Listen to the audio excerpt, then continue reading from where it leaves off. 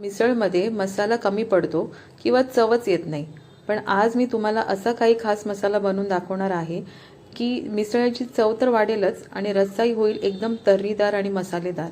तर नमस्ते, मी मानसी, तुमचं देवाचीच किचनमध्ये स्वागत आहे। आज आपण असा मसाला बनवणार आहोत जो सहज 2 महिने टिकेल आणि कोणत्याही उसळीमध्ये किंवा सुक्या भाजीमध्ये तुम्ही हा मसाला वापरू शकता। सर्वात प्रथम इथे आपण पसरट अशी जाड बुडाची कढई घेतलेली आहे। यामध्ये एक मोठा चमचा आपण धणे घालणार आहोत। तर हा चमचा आपण मापाला घेतलेला आहे, तो तुम्ही तसा सेट करा प्रमाण घेताना। आणि नेहमी आपण जेव्हा घरी ताजा मसाला बनवत असतो तेव्हा आपण ते 10-20 रुपयाचे पाकिट न आणता सगळे सुटे खडे मसाले घ्यायचे आहेत, ताजे असतात, त्यामुळे रिझल्टही चांगला येतो। तर आपण इथे मोठा चमचा जिरं घेतलेलं आहे, 1 चमचा भरून। तुमच्याकडे शहा जिरं असेल तर अर्धा चमचा शहा जिरं आणि अर्धा चमचा जिरं घ्यायचं आहे। यानंतर आपल्याला 1 चमचा बडीशेप घ्यायची आहे। बडीशेपचा पूर्ण मसाल्यांमध्ये खूप छान स्वाद उतरतो, त्यामुळे आवर्जून मसाल्यांमध्ये घाला। यानंतर आपण 2 चमचे भरून इथे तीळ घेतलेले आहेत, सफेद तीळ। तुम्ही काळे तीळ वापरले तरी चालतील, पण रिझल्ट सफेद तीळने जास्त चांगला येतो। 1 चमचा भरून आपण इथे खसखस घेतलेली आहे। यानंतर आपण 8 ते 10 इथे लवंग घेतलेले आहेत। लवंग अख्खी लवंग घ्यायची आणि थोडंसं परतून घ्यायचं आहे। लक्षात ठेवा, आपल्याला मंद आचेवरतीच हे पूर्ण मसाले परतून घ्यायचे आहेत, अजिबात खरपूस भाजायचे नाहीत किंवा रंगही बदलायचा नाही आहे। थोडासा अरोमा आपल्याला वास यायला सुरुवात झाला, सुगंध यायला सुरुवात झाला मसाल्यांचा की आपल्याला गॅस बंद करायचा आहे। तर मध्ये मध्ये आपल्याला ढवळत राहायचे जेणेकरून मसाले लागू नये। यामध्ये आपण 1 चक्री फूल घातलेले आहे आणि 8 ते 10 काळी मिरी घातलेली आहेत। थोडं परत परतून घ्यायचं आहे जेणेकरून सगळे एकसारखे भाजून होतील व्यवस्थित। तुम्ही एक सेपरेट पण तुम्ही भाजू शकता, त्याला फार वेळ लागतो, त्यामुळे एकसाथच तुम्ही थोडं थोडं टाकून मिक्स केलं, परतून घेतलं की वेळ वाचतो।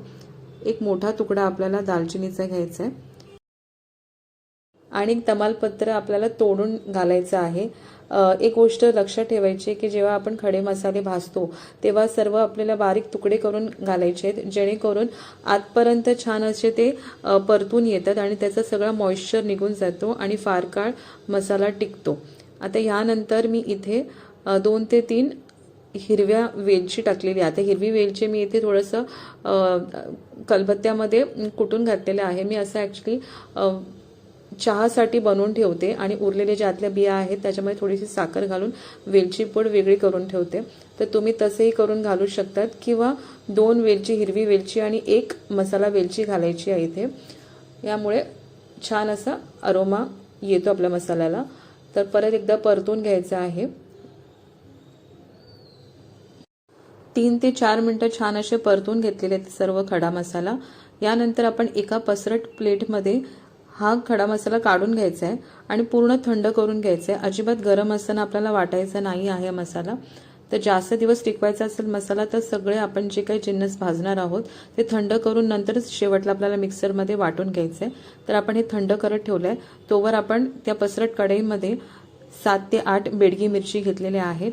इथे तुम्ही रंगासाठी काश्मीरी लाल मिरची पण घेऊ शकतात।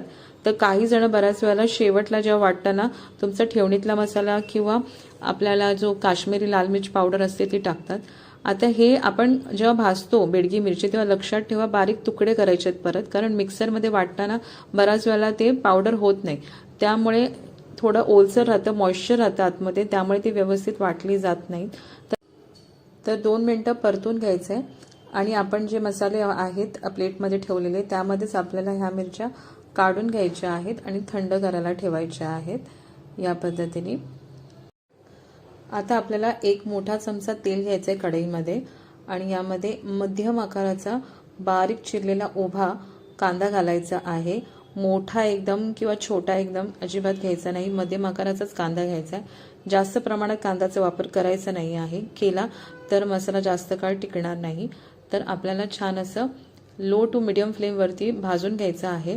अजिबात एकदम काळपट करायचं नाही आहे किंवा खरपूस भाजून पण घ्यायचं नाही आहे, कारण जास्तच तुम्ही भाजला कांदा तर कडवट चव येऊ शकते मसाल्याला, त्यामुळे थोडी काळजी घ्यायची आहे। तर थोडंसं परतून झालं की आपल्याला 12 ते 15 पाकळ्या लसणाच्या घालायच्या आहेत आणि परतून घ्यायचं आहे। आता लवकर आपलं भाजले पाहिजे सर्व जिन्नस, त्यासाठी आपण इथे अर्धा चमचा मीठ घालणार आहोत। मीठ घातल्याचे दोन फायदे होतात, कांदा लवकर भाजला जातो आणि मीठ हे प्रिझर्वेटिव्हचं काम करतं, जेणेकरून मसाला जास्त काळ टिकतो। तर हमखास जेव्हा तुम्ही कोणताही मसाला घरी बनवत असाल तर मिठाचा वापर नक्की करा। तर अर्धा चमचा मीठ घातल्यानंतर परत एकदा परतून घ्यायचा आहे। थोडा लालसर रंग आला की आपण पुढची कृती बघूया काय करायची आहे।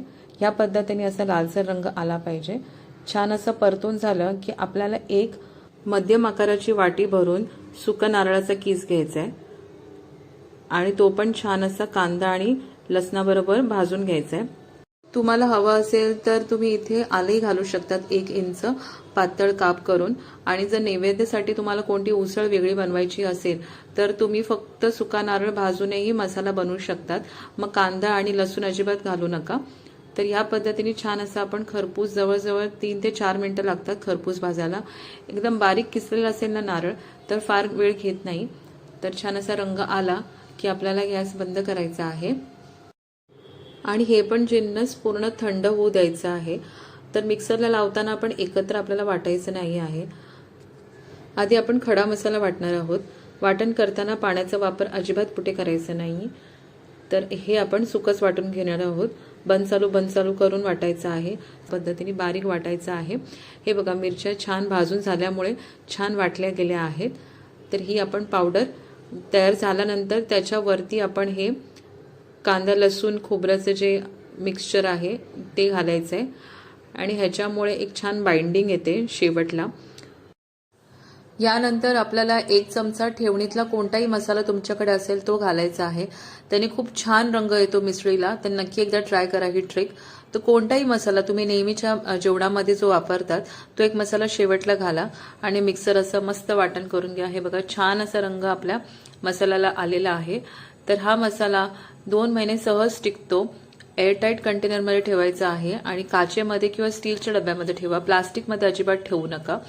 आणि हे व्यवस्थित असं छान एकजीव झाल्यामुळे इतका छान अरोमा सुटल्यानं घरामध्ये मी सांगू नाही शकत। तुम्ही स्वतः करून बघा, खूप छान होतो। आणि याच मसाल्यांनी आपण येता 1 ते 2 दिवसामध्ये मिसळ सुद्धा बनवणार आहोत।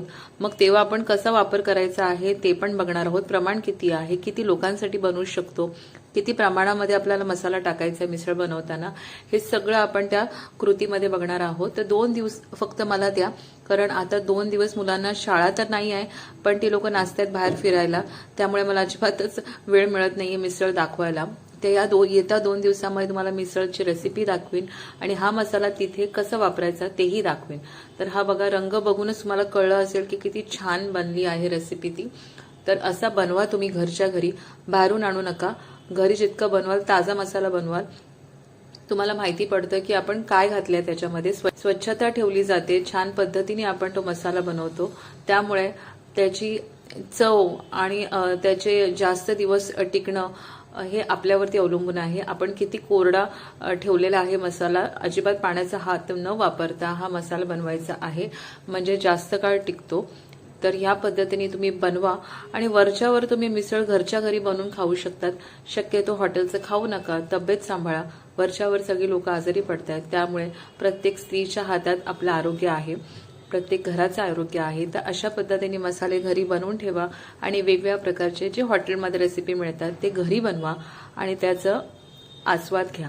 तर कशी वाटली आजची रेसिपी ती मला सांगा कमेंट बॉक्समध्ये, आणि कुठून बघतात हे सुद्धा सांगा, आणि तुम्ही मला सांगा तुम्हाला काय बघायला आवडेल ते। त्या पद्धतीने मी नक्कीच माझ्या रेसिपी आणि थोडंफार जे काय बदल त्यामध्ये करता येईल किंवा काय चांगलं तुम्हाला दाखवता येईल ह्याचा मी नक्कीच प्रयत्न करीन। तर ही रेसिपी आवडली असेल तर सांगा मला, त्यामुळे मला पण प्रोत्साहन मिळतं नवीन नवीन रेसिपी दाखवण्यासाठी। तर आपण भेटूया पुढच्या रेसिपीमध्ये।